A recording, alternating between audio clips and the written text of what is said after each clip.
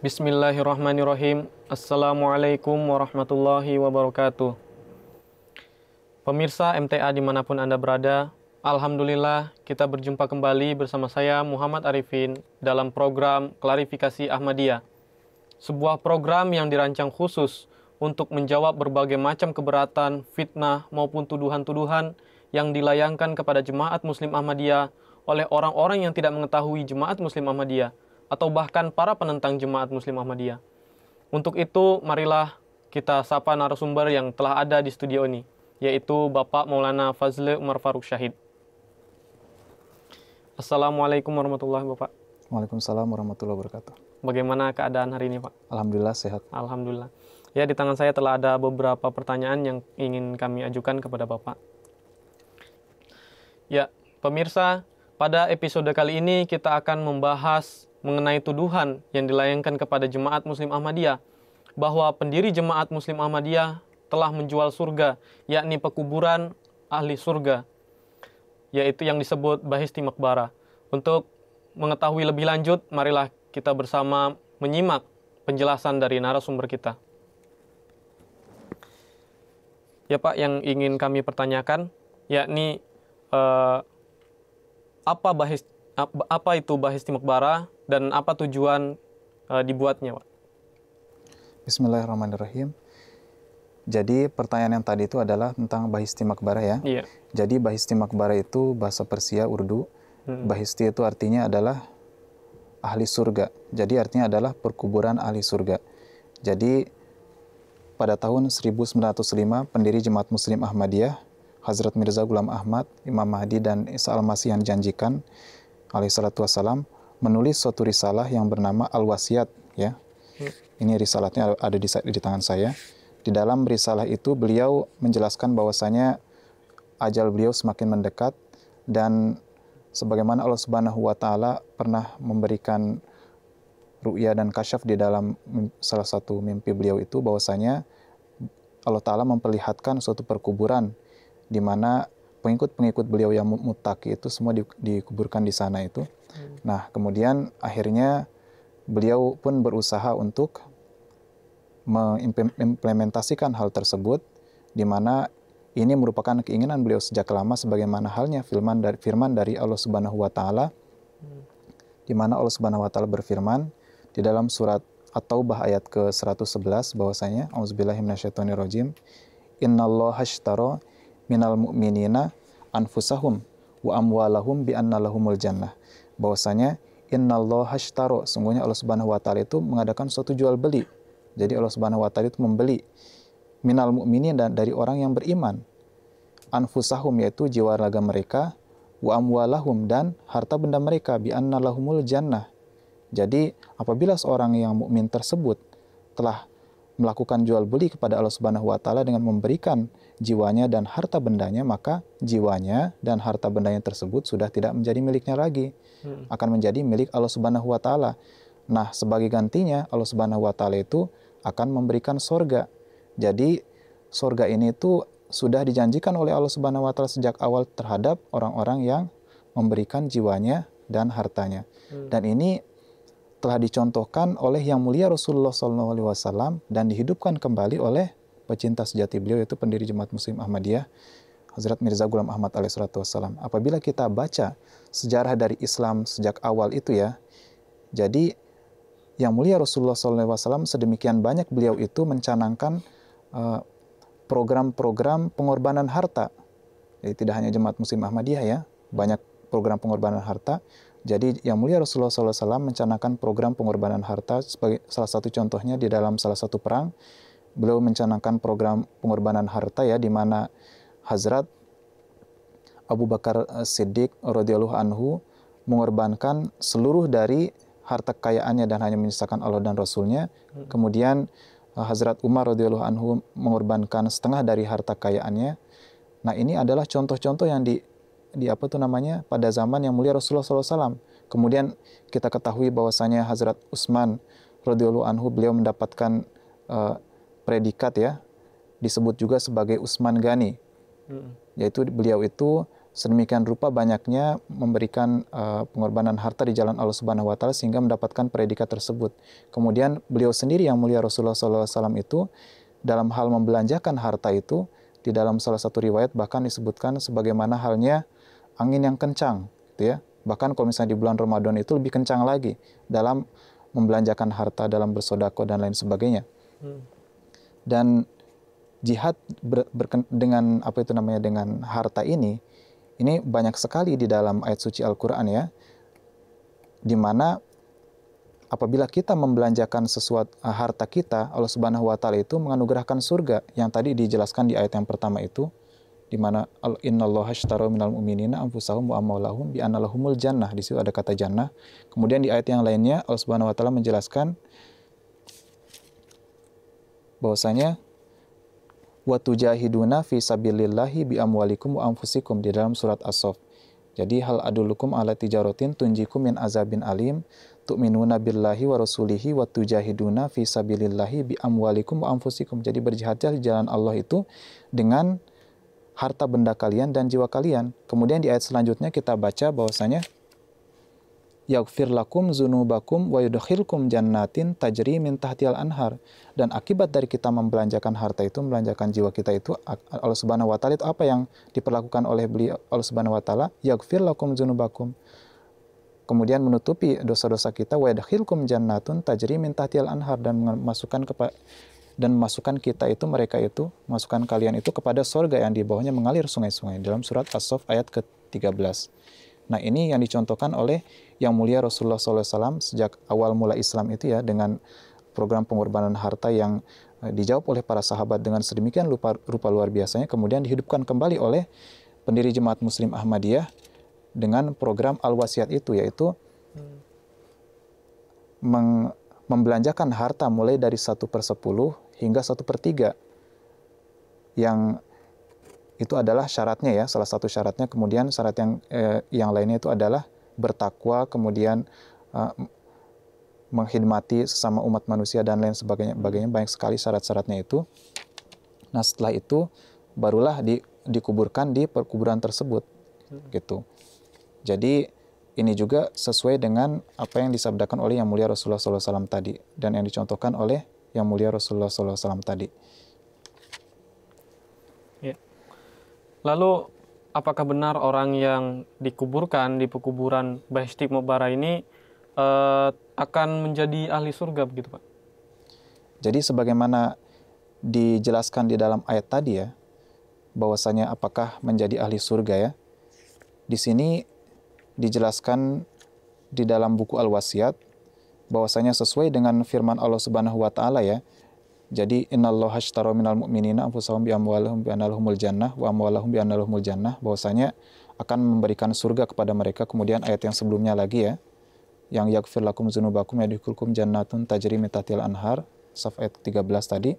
Di sini pendiri Jemaat Muslim Ahmadiyah bersabda bahwasanya Al-Wasiat halaman 46 terjemah Indonesia, si jahil jangan menganggap perkuburan ini serta aturannya termasuk pekerjaan bid'ah. Gitu ya, jangan menganggap ini sebagai pekerjaan bid'ah, karena aturan ini adalah menurut wahyu ilahi, ya wahyu ilahi yang tadi itu tadi, innallaha ashtara minal mu'minina, dan tidak ada campur tangan manusia di dalamnya, karena yang mulia Rasulullah SAW sendiri mencontohkan di awal itu bagaimana para sahabat itu hartanya itu beliau korbankan dengan sedemikian rupa banyaknya ya. Kemudian di sini bersabda, jangan ada yang menyangka bagaimana seseorang akan jadi ahli surga dengan hanya berkubur dalam perkuburan ini saja. Gitu. Jangan ada yang menyangka bagaimana seseorang akan jadi ahli surga dengan hanya berkubur dalam perkuburan ini saja. Karena bukanlah tujuannya bahwa tanah ini dapat menjadikan orang jadi ahli surga.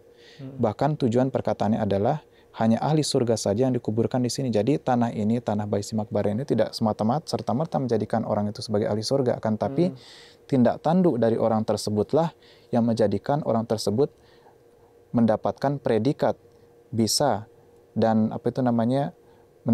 layak mendapatkan predikat sebagai ahli surga. Jadi syaratnya itu apa? Syaratnya itu adalah melakukan jual beli kepada Allah Subhanahu wa taala. Jual belinya itu jual beli apa? Yaitu innallaha ashtara minal mu'minina anfusahum wa amwalahum. Jadi jual beli anfusahum wa amwalahum, jual beli di jiwa dan harta benda, dan dan karena jual beli pasti itu akan menjadi milik Allah Subhanahu wa taala harta benda itu.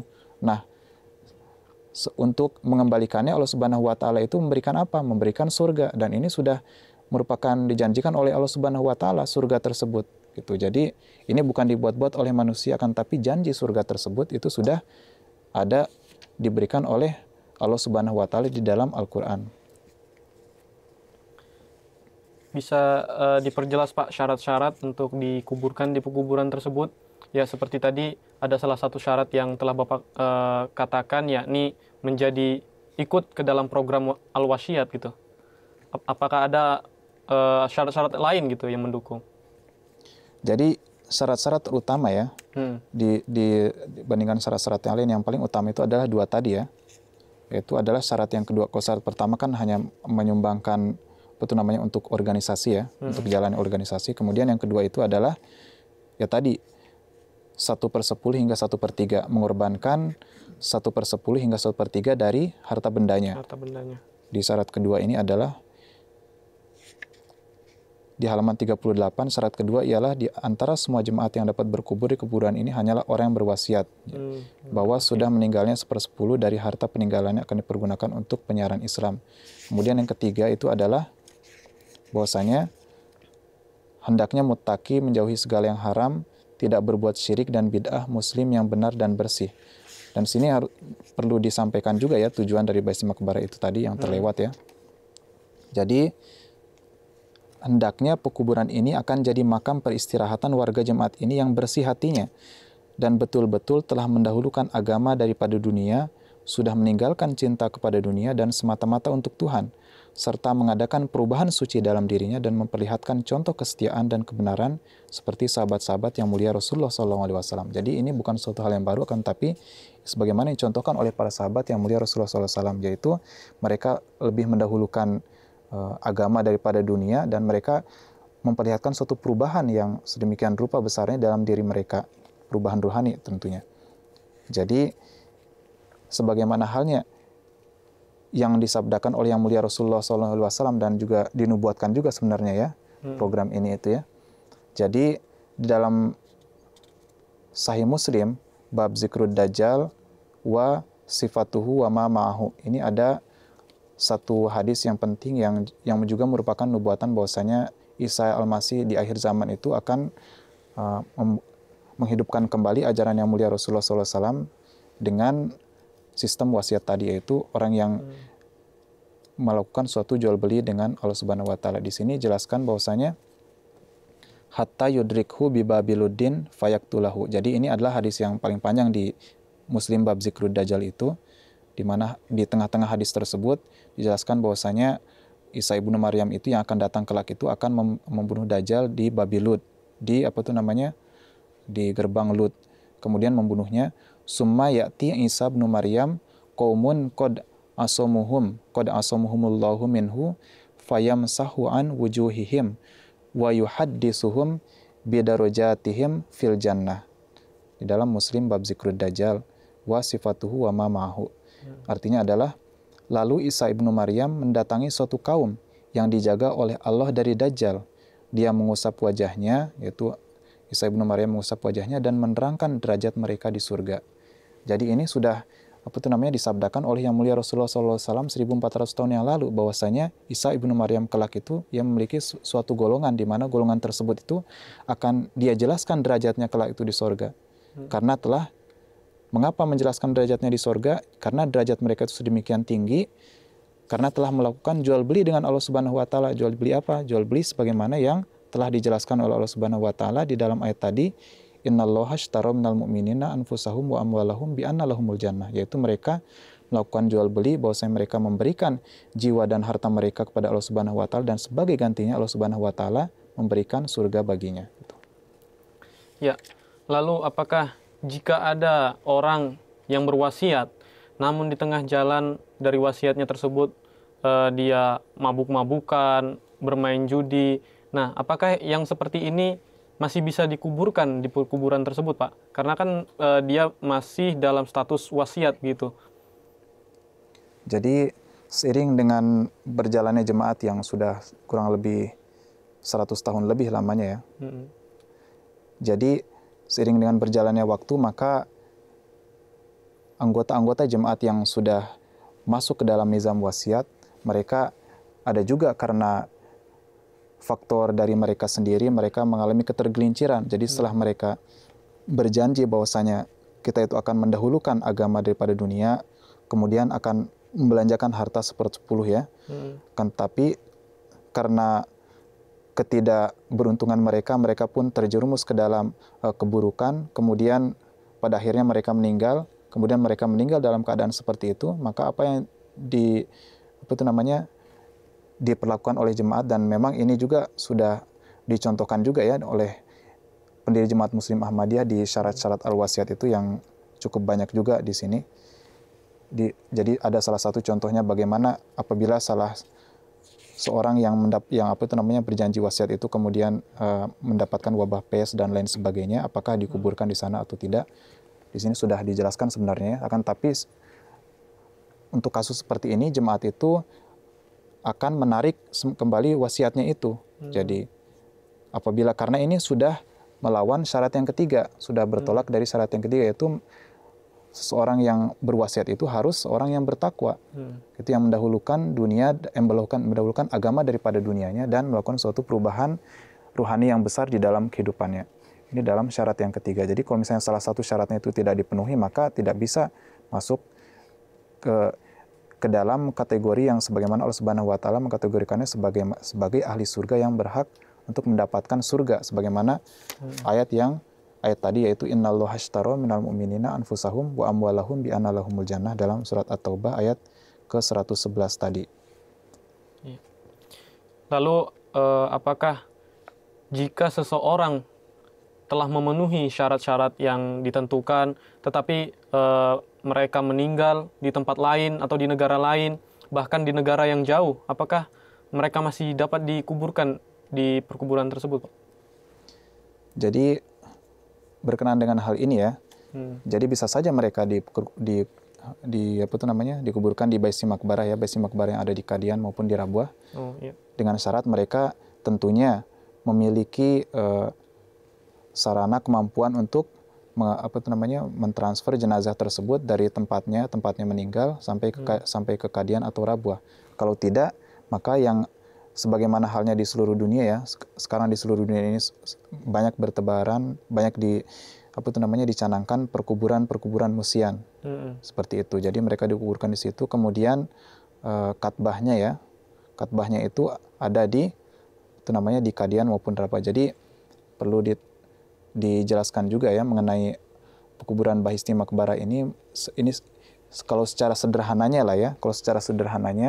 pekuburan Bahisti Makbarah ini itu merupakan suatu perkuburan di mana pendiri Jemaat Muslim Ahmadiyah ingin memberikan suatu apresiasi lah kepada anggotanya yang sudah sedemikian rupa mendahulukan agama daripada dunia, sebagaimana halnya kalau misalnya kita lihat di kehidupan duniawi, pemerintah itu kepada para pahlawannya itu membuat taman makam pahlawan, maka seperti inilah Jemaat Muslim Ahmadiyah mungkin ya dalam bahasa yang sederhananya itu membuat Bahisti Makbarah. Tetapi intinya itu adalah ini itu mengimplementasikan firman dari Allah Subhanahu wa taala, yaitu innallaha ashtara minal mu'minina anfusahum wa amwalahum bi anna lahumul jannah tersebut.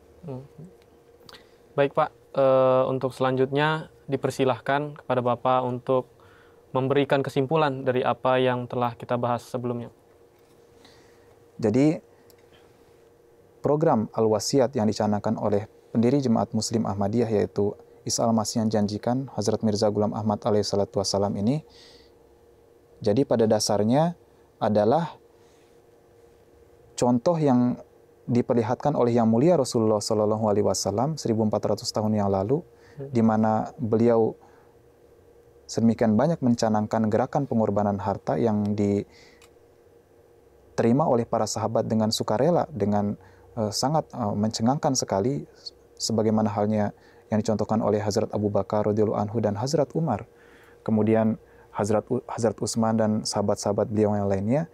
Nah, contoh inilah yang dihidupkan kembali oleh pendiri Jemaat Muslim Ahmadiyah, dan pada dasarnya ini adalah implementasi dari firman Allah Subhanahu wa taala, di mana Allah Subhanahu wa taala berfirman di dalam surat At-Taubah ayat 111 bahwasanya innallaha ashtara minal mu'minina anfusahum wa amwalahum bi anna lahumul jannah, bahwa Allah Subhanahu wa taala melakukan suatu jual beli kepada orang mukmin, di mana apabila orang mukmin itu memberikan jiwanya kepada Allah Subhanahu wa taala, memberikan hartanya kepada Allah Subhanahu wa taala, maka sebagai gantinya Allah Subhanahu wa taala akan memberikan surga. Kemudian di dalam surat As-Saff dijelaskan bahwasanya wa tujahiduna fi sabilillahi bi amwalikum wa anfusikum. Jadi berjihad di jalan Allah dengan harta benda dan jiwanya. Dan di ayat selanjutnya dijelaskan bahwasanya yaghfir lakum dzunubakum wa yudkhilkum jannatin tajri min tahtihal anhar. Nah, sebagai balasannya itu adalah mendapatkan ampunan dan kemudian mendapatkan surga yang di bawahnya itu mengalir sungai-sungai.